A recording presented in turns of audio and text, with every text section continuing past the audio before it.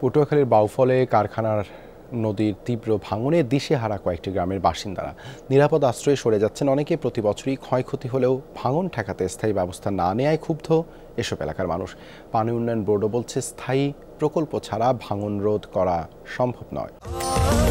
স্বাস্থ্যকর all time family cake, সব সময় all time healthy life.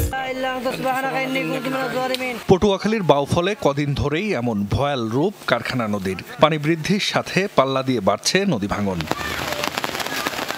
Kachipara ইউনিয়নের কয়েকটি বসতঘর ও ফসলি জমি এরই মধ্যে বিলীন নদী ভাঙনে। হুমকির মুখে বাহেশ্বর, গোপালিয়া সহ কয়েকটি গ্রামের অনেক বাড়ি, বাজার, শিক্ষা প্রতিষ্ঠান সহ বিভিন্ন স্থাপনা।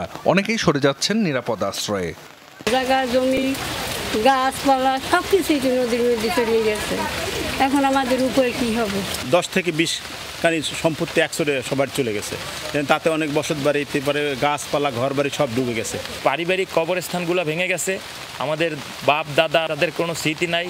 স্থানীয়রা বলছেন প্রতি বছরই এসব এলাকায় নদী ভাঙনে নিঃস্ব হন অনেকে। গেল বছর পানি উন্নয়ন বোর্ড জিও ব্যাগ ফেললেও তা কাজে আসছে না। নদী ভাঙন ঠেকাতে দীর্ঘদিনেও স্থায়ী ব্যবস্থা না নেওয়ায় ক্ষুব্ধ তারা। অনেক গাছগাছা নদীদের ভিতরে ভরিয়া রয়েছে, আর পিছন দিয়ে এখনো খুব ভাঙচুর করতেছে। মনে হয় যে 2-1 দিনের ভিতরে বাড়ি উঠিয়া যাইবে গিয়া। আমার শিক্ষা প্রতিষ্ঠান এখন হুমকির মুখে। বিগত বছরও কাজ হয়েছে, কিন্তু দায়সারাভাবে কাজ করেছে। বস্তা উপরে প্লেসিং করে গেছে, নিচে কোনো ডাম্পিং করে নাই, যার জন্য নিচ থেকে মাটি সরিয়ে যায়।